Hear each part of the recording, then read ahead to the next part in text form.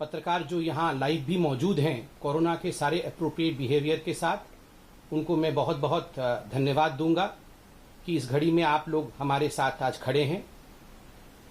बंधुगण, बहुत दुख के साथ कहना पड़ रहा है कि आज कोरोना काल में जब देश कोरोना के साथ लड़ रहा है, हमें यह पीसी करना पड़ रहा है।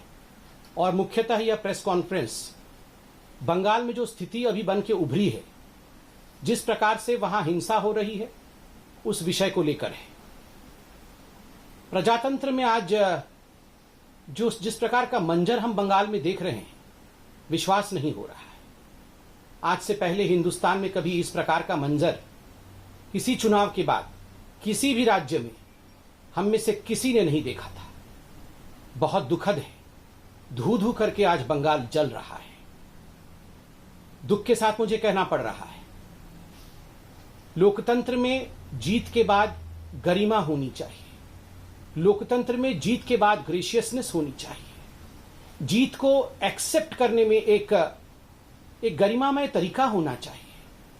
आज बंगाल में ये जो तरीका है, जिस प्रकार से आज हम वहां हिंसा देख रहे हैं, ये किसी ने भी नहीं सोचा था कि हिंदुस्तान के लोकतंत्र का इस प्रकार से किसी राज्य में धज्जियां उड़ेंगी। मुझे ये कहते हुए और मुझे ये प्रेस कॉन्फ्रेंस करते हुए भी बहुत दुख हो रहा है।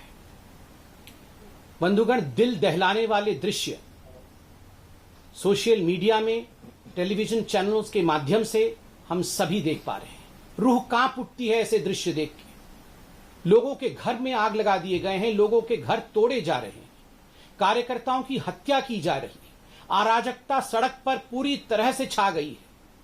काले बादल आज बंगाल के ऊपर हिंसा के रूप में मंडरा रहे हैं और संपूर्ण रूप से वहां जो प्रशासन है वो चरमरा गई है, वो समाप्त हो गया है। हमारे कार्यकर्ता हर मिनट हर घड़ी हमारे नेताओं को फोन कर रहे हैं और एक ही गुहार है, हमें बचा लीजिए, हमें बचा लीजिए। हमारे घरों को, हमारे घर वालों को मारा जा रहा है, हमारे साथ हिंसा हो रही है, हमें बचा लीजिए। सबका एक ही गुहार है। और मैं आज यहां स्पष्टतः बता दूं, ये जो कुछ भी बंगाल में हो रहा है, ये स्टेट स्पॉन्सर्ड है।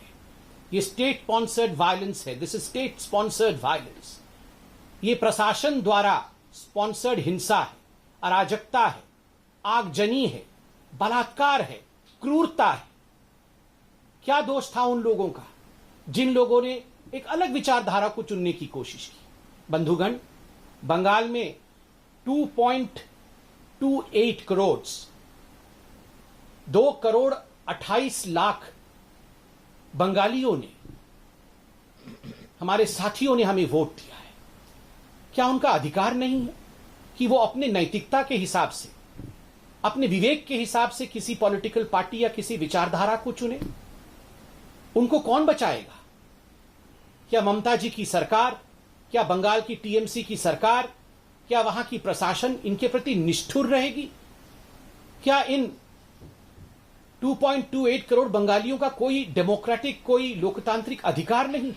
मैं आज सवाल पूछता हूं, क्या गलती थी श्री अभिजीत सरकार की, जो बेलाघाट से आते थे, जिनको मौत के घाट उतार दिया गया? क्या गलती थी श्रीमती शोभा रानी मंडोल की, जो जगदल से आती हैं और उनका कसूर सिर्फ इतना है कि वो एक मां थी, एक भारतीय जनता पार्टी के बूथ कार्यकर्ता थी। उनका बेटा बूथ में हमारे बूथ एजेंट के नाते काम करता था, इसलिए कल उनको मार मार के मौत के घाट उतार दिया। क्या गलती थी शोभा रानी जी की? क्या गलती थी उत्तम घोष की, जो रानाघाट से आते हैं, उनको घसीट घसीट के मार दिया गया?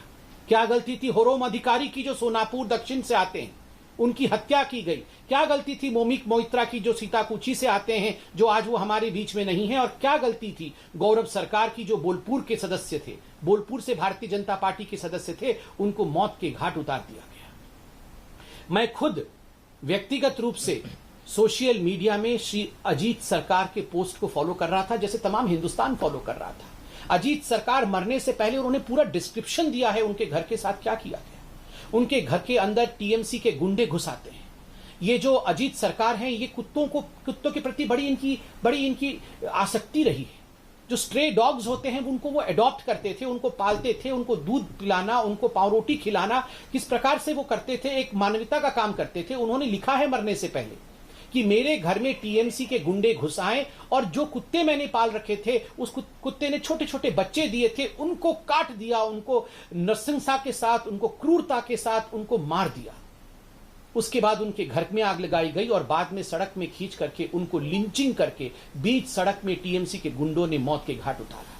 उनकी गलती सिर्फ इतनी थी कि उन्होंने भारतीय जनता पार्टी के लिए काम करने को स्वीकार किया था।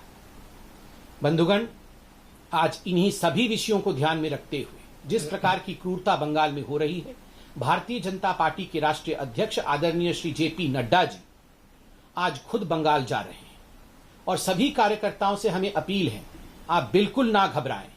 संगठन, पार्टी एकमुश्त होकर आपके साथ खड़ी है। पार्टी के अध्यक्ष अर्थात स्वयं पार्टी आज आपके साथ खड़ी रहेगी, आपके घर पर आएगी, आपसे अध्यक्ष जी मिलेंगे।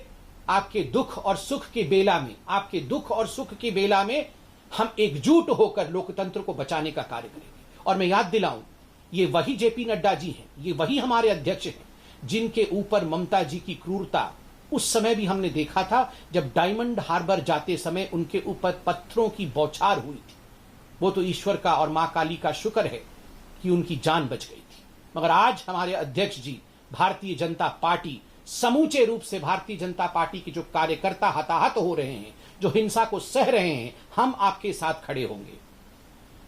बंधुगण, एक बात मैं कहना चाहूंगा, ये प्रायोजित हिंसा है, ये संयोग नहीं, ये प्रयोग है, ये डराने की कोशिश है कि हिम्मत तुम्हारी जो लोकतांत्रिक तरीके से तुम किसी सत्ता में आने की कोशिश करो, हिम्मत तुम्हारी जो तुम लोकतांत्रिक तरीके से लोगों के मन में घर करके लोगों के सेवक बनने की चेष्टा करो। अगर ऐसा कहीं करोगे तो हम तुम्हारे लोगों को मार डालेंगे, उनके घर जला देंगे, महिलाओं के साथ बलात्कार करेंगे। जो दृश्य महिलाओं के देखने को आ रहे हैं, रूह कांप उठता है।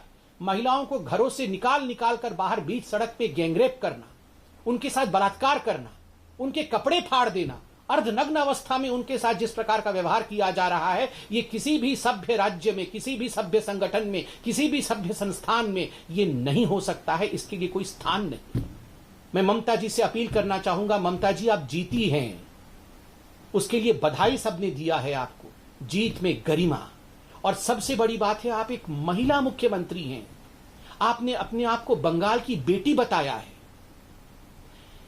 जिन माताओं के साथ बलात्कार हो रहा है, जिन बच्चियों को घर से बाहर निकाल के मारा जा रहा है, क्या वो बंगाल की बेटी नहीं है? क्या वो महिला नहीं है? Do they deserve this? क्या उनके साथ इस प्रकार का व्यवहार होना चाहिए? ममता जी, आप अपने दिल के अंदर झांक करके देखे, एक बार अपने दिल से पूछे कि उन माताओं ने क्या गलती की थी। सिर्फ इतनी गलती की थी कि उन्होंने भारतीय जनता पार्टी को वोट किया। बंधुगण, मैं यह भी पूछना चाहूंगा ममता जी की पार्टी से, और मैं इसलिए कह रहा हूं कि यह संयोग नहीं प्रयोग है, यह प्रायोजित है, क्योंकि ममता जी के उस भाषण को जरूर सुनाई। चुनाव से पहले ममता जी ने भाषण देते हुए कहा था, एक दिन ऐसा भी आएगा, यह चुनाव तो समाप्त हो जाएगा, चुनाव समाप्त होने के बाद सीआरपीएफ भी अपने घर चली जाएगी, चलो थोड़े दिन रुक भी जाएगी, उसके बाद तो घर चली जाएगी, मगर उसके बाद का समय हमारा होगा, उसके बाद का समय टीएमसी का होगा, हम भी देखेंगे उसके बाद क्या होगा, हम भी देखेंगे। ममता जी, कभी भी जो सेवक होता है वो इस प्रकार नहीं कहता है। आज पूरा हिंदुस्तान, पूरा विश्व देख रहा है बंगाल में क्या हो रहा है, और शांति की अपील भी आप इस प्रकार करती हैं। शांति के अपील में भी अशांति, शांति के अपील में आप कहती हैं कि हमारे साथ तो बीजेपी वालों ने अत्याचार किया, सीआरपीएफ वालों ने अत्याचार किया, मगर चलो आप लोग ऐसा मत करो। ये कोई शांति की अपील है? ये शांति में भी जहर घोलने की चेष्टा है। कहीं ना कहीं आप इंगित कर रही हैं कि जो हो रहा है वो सही हो रहा है। बंधुगण, अंत में मैं इतना ही कहना चाहूंगा कि ये जो टीएमसी पार्टी है, आपको याद होगा कहीं भी कुछ घटना घटती थी तो ये डेलीगेशन भेजती थी। डेलीगेशन उत्तर प्रदेश में, डेलीगेशन कर्नाटक में, डेलीगेशन मध्य प्रदेश में, और हर जगह जाके ये फोटो टूरिज्म करके इनका डेलीगेशन आता था। इनके 4-5 सदस्य हैं जो परमानेंट डेलीगेशन के मेंबर हैं। ममता जी, एक भी डेलीगेशन आपने इन हिंसा ग्रसित राज्यों, इन हिंसा ग्रसित क्षेत्रों में भेजा है? बंगाल के अंदर जिन माताओं का कत्ल हुआ, जिन माताओं के साथ गैंगरेप हुआ, उनके घर में या जिनके घर को फूंक दिए गए, उनके घर में कोई डेलीगेशन आपका गया है? नहीं गया है। कब जाएगा? कब ये शांति होगी? और मैं दूसरे पार्टियों से भी पूछना चाहता हूं, आप save democracy, save constitution, save India, fascist India, ये सब पूरे विश्व में आप लोग जाके कहते थे। राहुल गांधी हर जगह आप जाके कहते थे। आज कांग्रेस के आपके कार्यकर्ता त्राहिमाम त्राहिमाम बंगाल में कर रहे हैं। भूल जाइए भारतीय जनता पार्टी को। भारतीय जनता पार्टी, हम तो नड्डा जी आज हमारे साथ खड़े हैं, पार्टी पूरी खड़ी है, हम तो लड़ रहे हैं और लड़ेंगे भी। आपके कार्यकर्ता मर रहे हैं, अधीर रंजन चौधरी और एनएसयूआई के लोग गुहार लगा रहे हैं। एक ट्वीट आपका नहीं होता है, आप जगते नहीं बस सिर्फ इसलिए क्योंकि आपको सैडिस्टिक प्लेजर मिल रहा है। मुझे बहुत दुख के साथ कहना पड़ रहा है कि जिस समय सभी को एकजुट होना चाहिए, क्योंकि हिंदुस्तान के डेमोक्रेसी, हिंदुस्तान के लोकतंत्र से बड़ा पूरे विश्व में कोई लोकतंत्र नहीं है। उस डेमोक्रेसी को अगर रक्त रंजित कर दिया जाएगा तो इसमें कोई पार्टी का विषय नहीं है, ये मानवता का विषय है। मानवता के लिए हमें एक होना पड़ेगा। और मैं सिर्फ इतना याद दिला के अंत करूंगा अपने वक्तव्य को कि आज 80 सीटों के साथ भारतीय जनता पार्टी मुख्य विपक्षी पार्टी है। We are the main opposition party today in Bengal and the main opposition party takes a pledge. हम ये प्रतिज्ञा करते हैं कि हम अपने कार्यकर्ताओं को और हम वो 2.28 करोड़ बंगालियों को जिन्होंने हमारे नीति, हमारे विचार के प्रति अपनी प्रतिबद्धता दिखाई है, उनके साथ हम खड़े होंगे, उनके अधिकारों की आवाज हम बनेंगे। धन्यवाद मित्रों। मेरे साथ था मेरे भाई, बंगाल के जाने माने चेहरे, इस देश के एक जाने माने बुद्धिजीवी डॉक्टर अनिर्बान गांगुली जी, जो खुद इस चुनाव में चुनाव लड़के भी आए। भोलपुर में बहुत अच्छा प्रदर्शन भी उन्होंने किया, क्योंकि ग्राउंड रियलिटी वो जानते हैं। खुद कई हजार फोन इनको आ रहे हैं। मैं उनसे निवेदन करूंगा कि वो आप सबको संबोधित करे, बंगाली में भी करे, अंग्रेजी में भी करे, ताकि पूरा देश, पूरा विश्व समझ सके कि आखिरकार बंगाल में क्या हो रहा है। आदरणीय अनिर्बान जी। तो बीजेपी के प्रवक्ता संबित पात्रा सरकार पर सवाल करते हुए, सवाल पूछते हुए कि आखिर इस तरह के हालात क्यों। साथ ही उन्होंने कहा कि स्टेट स्पॉन्सर्ड वायलेंस है, इस हिंसा के पीछे राज्य सरकार है। उनकी तरफ से यह भी पूछा गया कि जिस राज्य की मुख्यमंत्री महिला हो, वहां महिलाओं के साथ ऐसा कृत्य कैसे बर्दाश्त किया जा सकता है। देखिए तस्वीर हम आपको दिखा रहे हैं, क्योंकि ये जो महिला कार्यकर्ता आपको दिखाई दे रही है, ये टीएमसी की महिला कार्यकर्ता बताई जा रही है, जिनके हाथ में डंडे। और ये देखिए कुछ और तस्वीरें, ये बीजेपी की महिला कार्यकर्ता बताई जा रही है, जिनके बाल खींच खींच कर उन्हें मारा जा रहा है, उनके साथ बदसलूकी की जा रही है। बीजेपी की तरफ से आरोप ये कि इन महिलाओं के साथ इस तरह की घटनाएं की गई हैं टीएमसी के कार्यकर्ताओं की तरफ से, यहां तक कि गैंगरेप भी किया गया है।